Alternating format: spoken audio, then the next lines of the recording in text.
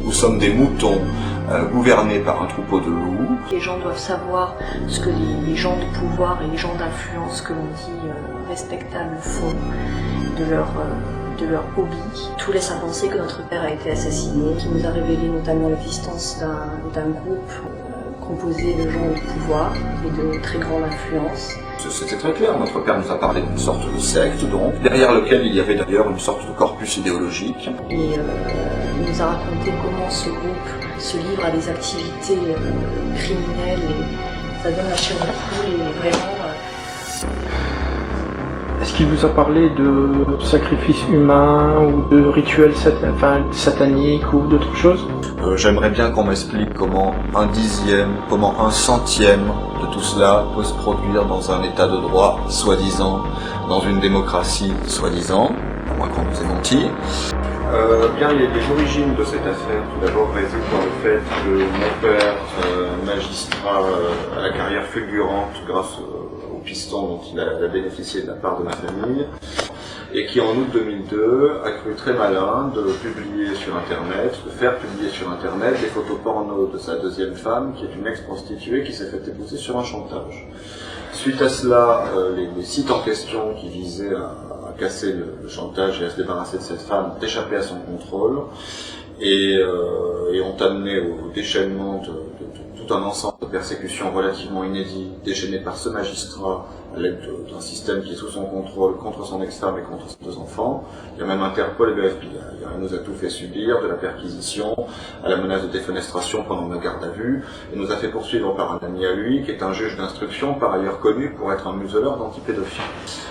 Cette affaire grotesque, donc, disais-je, n'est que l'arbre qui cache la forêt, puisqu'elle a amené à la découverte d'un volet de l'affaire Allègre qui normalement aurait dû rester secret à tout jamais et qui a éclaté suite au fait que mon père, lorsque ces sites ont échappé à son contrôle, se sont retrouvés entre autres dans le magazine Entrevue, plus tard dans François, a été saisi de panique, a fait chanter les mauvaises personnes, a obtenu par ce chantage à la fois des garanties écrites d'impunité offertes par la chancellerie et par le garde des Sceaux Dominique Perben, et donc s'est retrouvé par la suite terriblement menacé de mort par les forces qu'il avait essayé de faire chanter, c'est-à-dire tous ses petits amis du système, et donc suite à cela veut nous déballer tout ce qu'il savait au sujet de ce fameux volet secret de l'affaire.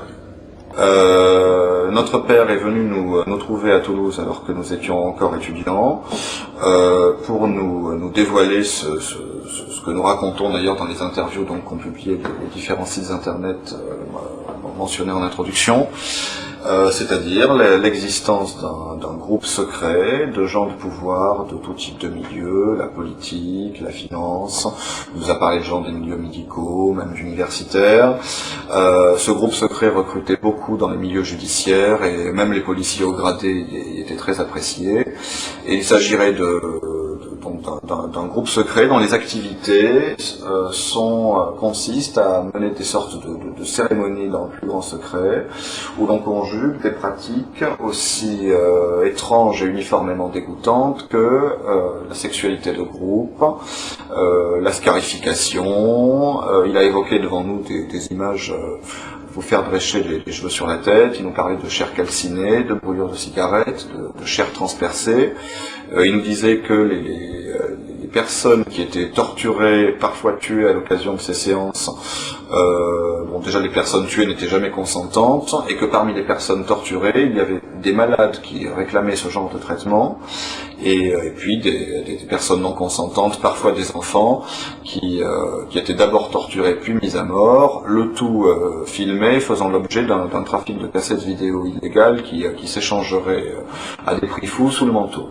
Il nous a dit que les proies de ce groupe de prédateurs de la haute société étaient recrutés dans les couches les plus basses de la société et parmi les catégories de personnes que personne n'irait rechercher. Il nous a parlé de prostituées, il nous a parlé de clodos, je cite le terme employé par un magistrat. Il a même mentionné parfois des étrangers en situation irrégulière, suivant ce qui leur passait sous la main, j'imagine.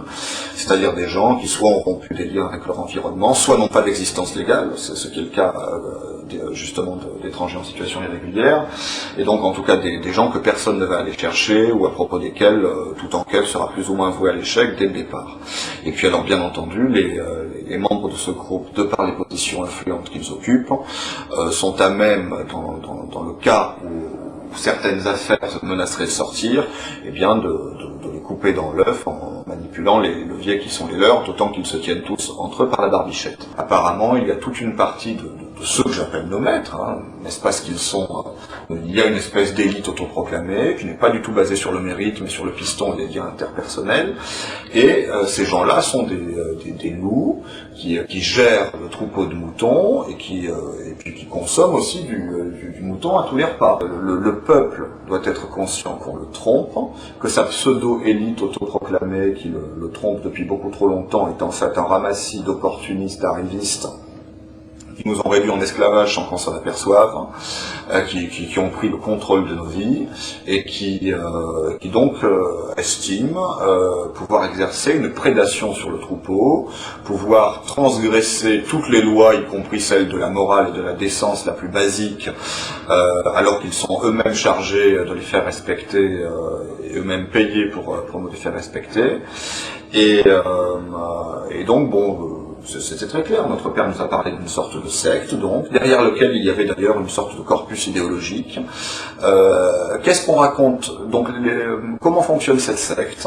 On approche les gens qui ont de la puissance. Si on n'a pas de pouvoir, on n'est pas intéressant, on reste dans la piétaille. On reste dans le troupeau. Alors à partir du moment où quelqu'un a du pouvoir, où il peut servir, où on est bien entre soi, on songe éventuellement à le recruter. Du moment qu'on a décelé chez lui, bien entendu, la corruption morale qui fait de lui un membre propice. On ne veut surtout pas recruter quelqu'un qui pourrait faire éclater le groupe ou qui pourrait dénoncer ce à quoi il a assisté. Donc on recrute des gens qui semblent intéressants et chez lesquels on a décelé cette espèce de vocation que je qualifierais de diabolique, de participation à ces activités. On invite d'abord à des soirées moins extrêmes que celles que la personne sera amenée à connaître par la suite, mais au cours desquelles on l'enferme, en filmant ce qui se passe dans ces soirées, en y faisant participer, ce qui permet de s'assurer de la loyauté future du membre et qui ne parlera jamais à personne.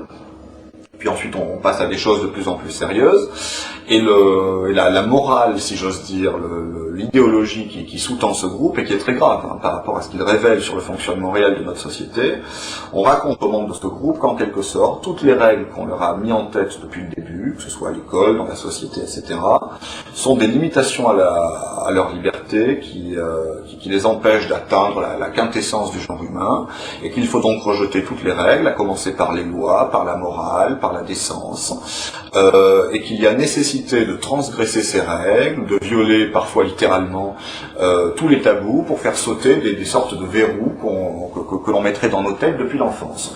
Et donc c'est ainsi que l'on commence par le viol, la torture, et pour en arriver au meurtre. Donc voilà des gens qui en effet après sont complètement débridés, imbus de leur pouvoir, et qui sont amenés, en s'encourageant les uns les autres, à aller toujours plus loin dans l'horreur. Donc voilà, c'est le réseau, bien entendu, qu'entre magistrats et entre policiers, même si tous les magistrats, même si tous les policiers n'appartiennent pas à ce groupe, il suffit qu'il y en ait quelques-uns qui soient bien placés, bien entendu, pour dévier une enquête, et toujours nettoyer les preuves, et s'assurer que l'on ne remonte jamais jusqu'au loup qui nous gouverne. Nous sommes des moutons gouvernés par un troupeau de loups. Vous savez, il suffit de mettre une pomme pourrie dans un panier pour que tout le panier soit très bientôt pourri. Les pourris se font avancer les uns les autres, se cooptent entre eux au niveau supérieur et s'arrangent toujours pour verrouiller le système. Ils ont des méthodes technocratiques terriblement efficaces. Et ils ne laissent rien au hasard, alors que les individus qui poursuivent la quête de la vérité sont bien trop souvent isolés ou mis à l'écart. Tout le monde sait très bien que notre système est corrompu jusqu'à la moelle, aurait grand besoin d'un coup de balai, mais bon, il sait faire taire les opposants à coup de procès, à coup de contrôle des impôts. Notre père magistrat pouvait faire taire un contrôle des impôts à qui il le voulait. Il ne s'en est jamais privé. Donc le système a des anticorps contre la vérité, contre ceux qui... si vous voulez, c'est un petit peu comme si une maladie avait pris le contrôle d'un corps, et donc décidé de lutter contre tous les remèdes qu'on souhaiterait lui appliquer. Bon, la gangrène en est arrivée à un tel point, et une fois encore nous savons de quoi nous parlons, que le système lutte de toutes ses forces contre ceux qui souhaiteraient le rationaliser. Voilà, donc ce qui se passe, c'est que cela fait plus de 2 ans et demi que mon frère et moi-même nous nous battons pour connaître la vérité pour élucider la mort de notre père. Notre père était magistrat et non des moindres, puisqu'il était président de chambre après la cour d'appel de Montpellier en dernier temps, dans les 6 mois qui ont précédé sa mort en fait. Et nous ne parvenons pas, mon frère et moi, à savoir dans quelles conditions notre père est décédé. Tout laisse à penser que notre père a été assassiné par rapport aux révélations qu'il a fait quelque temps avant sa mort. Relativement peu de temps avant son décès, il a souhaité voir ses enfants, ses 2 seuls enfants, pour nous faire, à mon frère et à moi, des révélations à ce sujet-là. Donc il nous a révélé notamment l'existence d'un groupe, un groupe dont l'existence est secrète, composé de gens de pouvoir et de très grande influence. Et il nous a dit ce qui se passait au cours de ces soirées-là. Et peu de temps avant sa mort, notre père se sentait extrêmement menacé dans sa vie. Est-ce que tu peux nous dire qu'est-ce qu'il vous a raconté ce soir-là? À vrai dire, il y a eu 3 rencontres entre mon père et ses enfants, donc moi et mon frère. Et il nous a donné de nombreux éléments qui donnent la chair de poule et qui font froid dans le dos lorsqu'on les entend. Il nous a notamment parlé de sortes de cérémonies et d'une philosophie qui est diffusée dans ce genre de groupe. Une philosophie qui consiste dans le dépassement des limites humaines. Et il nous a raconté comment ce groupe se livre à des activités criminelles. Et vraiment, c'est vrai que rien que d'en parler, ça donne la chair de poule. Et vraiment, disons que notre père, en faisant ces révélations, a soulevé le voile de quelque chose de terrifiant. Et il est décédé en février 2003, relativement peu de temps avant que l'affaire Allègre n'éclate un grand jour dans les médias. Ce groupe est composé de gens d'influence et qui se protègent entre eux. On ne peut pas y rentrer comme ça n'importe comment, il faut avoir un certain statut pour accéder à ce genre de soirée. Et ce qui s'y passe, pour vous donner une description rapide, c'est qu'il y a toutes sortes de personnes qui sont isolées dans la société, et cela peut aller, il y a des clochards ou des gens auxquels personne ne s'intéresse, qui sont isolés de tout le monde, et qui sont des victimes dans ce genre de soirée non consentantes. Et notre père nous a parlé notamment de détails terribles, d'images de chair transpercée, de gens brûlés avec des cigarettes, et de viols, et de films qui sont tournés et qui sont ensuite revendus à des sommes terribles à des gens qui s'échangent sous le manteau. Voilà ce qui se passe à ce genre de soirée. Et tous ces gens d'influence se retrouvent au nom d'une philosophie qui viserait à dépasser les limites humaines. Je pense qu'une très grande perversité morale et une perversion, une grande corruption intérieure anime les gens de pouvoir qui sont dans ce groupe. Est-ce qu'il vous a parlé de sacrifices humains ou de rituels sataniques ou d'autres choses? Il nous a parlé effectivement de rites et comme je vous le disais, de cette philosophie qui n'est pas sans rappeler certains rituels. Est-ce qu'il vous a dit qu'il avait assisté à des sacrifices humains? Notre père était un membre de ce groupe et avait assisté effectivement à ce genre de choses. Il a réalisé. C'est la raison pour laquelle il était à ce point-là terrifié et qu'il se sentait menacé dans sa vie. Parce qu'il savait beaucoup trop de choses sur beaucoup trop de gens qui participaient à ce genre de soirée et qu'il avait notamment de nombreux éléments à ce sujet-là. Et je pense que ce genre de choses, aussi graves soient-elles, doivent être connues du grand public. Et les gens doivent savoir ce qui se passe dans les coulisses de la société. Les gens doivent savoir ce que les gens de pouvoir et les gens d'influence que l'on dit respectables font de leur hobby. et tout cela ne doit pas rester secret, doit être révélé au grand jour. Donc j'aspire à un grand souffle de vérité. Je pense que ces gens-là, si vous voulez, très imbus de leur pouvoir, finissent par se prendre pour des demi-dieux et plus du tout pour des humains, pour des gens qui n'ont plus à respecter aucune règle, et qui n'ont plus qu'à explorer l'étendue de leur pouvoir et des turpitudes et des abus qu'ils peuvent se permettre, comme s'il y avait une espèce de course vers le pire, de record à battre en la matière. Il semble que notre père était bien placé dans cette course. J'aimerais bien qu'on m'explique comment un dixième, comment un centième de tout cela peut se produire dans un état de droit, soi-disant, dans une démocratie, soi-disant, à moins qu'on nous ait menti. Je pense à nos droits les plus fondamentaux, qui sont le droit de résistance à l'oppression. Eh bien, je pense que c'est un droit qu'il serait temps de mettre en œuvre. Le peuple français a déjà montré ce qu'il pensait de la tyrannie. Je pense qu'il y a une tyrannie qui ne dit pas son nom, qui s'est déjà installée, qui persiste à s'installer. Les juges ont un pouvoir exorbitant qui n'est contrebalancé par aucune responsabilité. Donc il y a des déséquilibres flagrants dans le système. Je pense que le système n'est pas réformable et qu'il est temps que le peuple qui avait confié le pouvoir judiciaire est un pouvoir qui n'appartient qu'au peuple. Ce pouvoir a été confié aux juges pour servir. Ils l'ont détourné en moyen de domination mobilisé pour la servir. Il est temps que le peuple se mène à nouveau de ses propres affaires, qu'il a trop longtemps déléguées aux mauvaises personnes.